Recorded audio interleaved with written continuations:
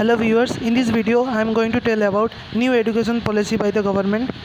The Union Cabinet on Wednesday approved the new education policy and renamed the HRD Ministry as Education Ministry, making the announcement Union Minister Prakash Javadekar and Ramesh Pokhriyal said there would be a single regulator for all higher education and MPhil would be discontinued. In a bid to ramp up digital learning, a National Education Technology Forum would be created.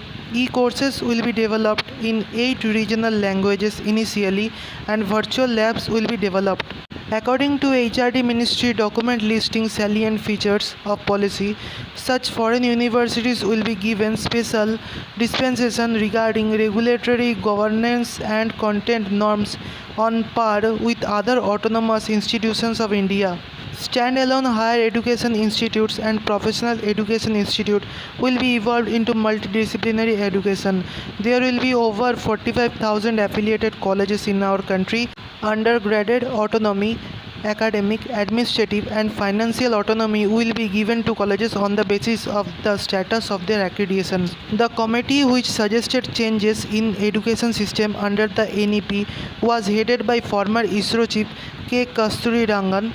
The NEP was drafted in 1986 and updated in 1992. The NEP was part of election manifesto of the ruling Bharatiya Janata Party ahead of 2014 elections. The NEP 2020 aims at making India a global knowledge superpower.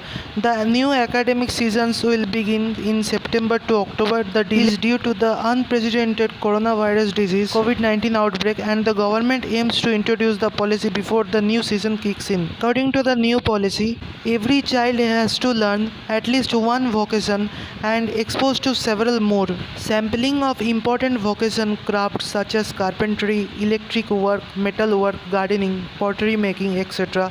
as decided by states and local committees during grade 6 to grade 8. By 2025, at least 50% of learners through the school and higher education system shall have exposed to vocational education.